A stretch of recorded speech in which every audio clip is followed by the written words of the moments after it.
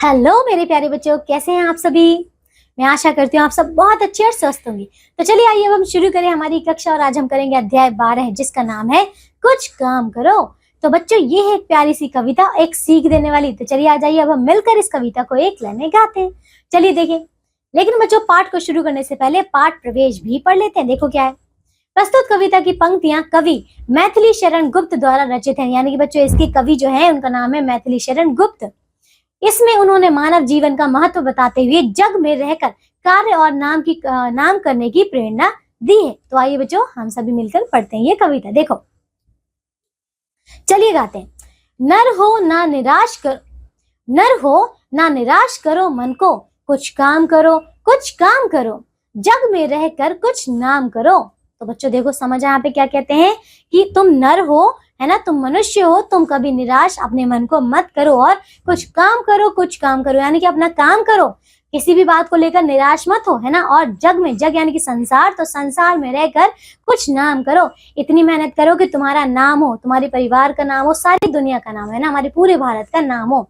ठीक है, और कहते हैं यहाँ पे देखो, अब कह रहे यहाँ जन्म हुआ किस अर्थ हो, समझो जिसमें यह व्यर्थ न हो, कुछ तो उपयुक्त करो तन को, नर हो ना निराश करो मन को। तो देखिए अब ये कहते हैं यह जन्म हुआ किस अर्थ हो, यानी कि अगर तुम्हारा ये जन्म हुआ है, तुम्हें अगर इंसान का जन्म दिया गया है तो इस अर्थ को समझो कि क्यों आखिर तुम्हारा जन्म हुआ है ना, कोई तो कारण होगा। और कहते हैं कि समझो जिसमें यह व्यर्थ ना हो, यानी कि कोई भी ऐसा काम मत करो, मतलब ऐसा कुछ मत करो कि तुम्हारा ये जीवन जो है व्यर्थ हो जाए। अपने जीवन को किसी अच्छी जगह में लगाओ ताकि उससे क्या हो, उसका अर्थ निकले कुछ, है ना, जिसके लिए तुम्हें जन्म दिया गया है वो काम करो। और कहते हैं कुछ तो उपयुक्त करो तन को, यानी कि तुम्हारे जो शरीर है उसका कहीं तो उपयोग करो, अच्छी जगह उपयोग करो, है ना, ताकि उसका नाम हो। और तुम नर हो ना निराश करो मन को। समझ आ गया।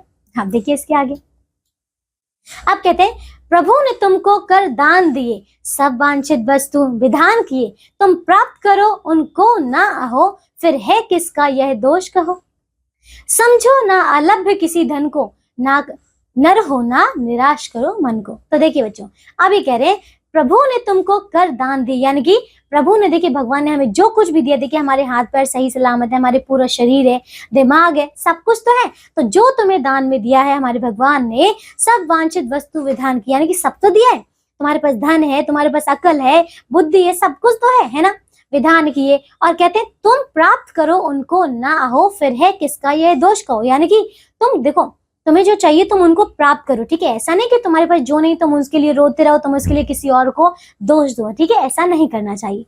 अब कहते हैं समझो ना अलभ्य किसी धन को। ठीक है, तो ये कहते हैं अलभ्य यानी कि बच्चों जो प्राप्त, मतलब जो धन जिसे प्राप्त ना किया जा सके। तो कहते हैं किसी को भी ऐसा मत समझो जो कि प्राप्त नहीं हो सकता, हर धन को प्राप्त किया जा सकता है, बस आपकी समझदारी, आपकी सूझबूझ, आपका ध्यान और आपका परिश्रम होना चाहिए, है ना।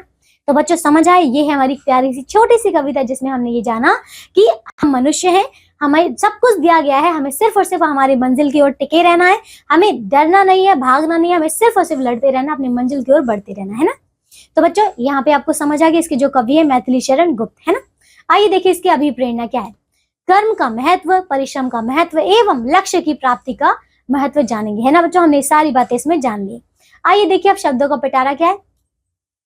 जग यानी कि संसार, व्यर्थ बेकार, कर यानी कि हाथ, विधान निर्माण रचना, अर्थ यानी कि उद्देश्य, उपयुक्त यानी कि योग्य, वांछित चाहिए हुई, अलभ्य यानी कि प्राप्त ना होने वाली। ठीक है, आप देखो इसके आगे दिया अभ्यास के प्रश्न उत्तर, तो आप सभी बच्चे इन प्रश्नों को अच्छी तरीके से पूर्ण करेंगे। ठीक है, तो बच्चों आज के लिए सिर्फ और सिर्फ इतना ही। मैं आशा करती हूँ आपको ये कविता पढ़कर बहुत अच्छा लगा होगा और आपने सीख भी ली होगी, है ना। तो अब हम मिलेंगे एक नई कक्षा में, करेंगे एक नया अध्याय। तब तक के लिए आप सब अपना ध्यान रखिए और स्वस्थ रहिए। बाय बच्चों।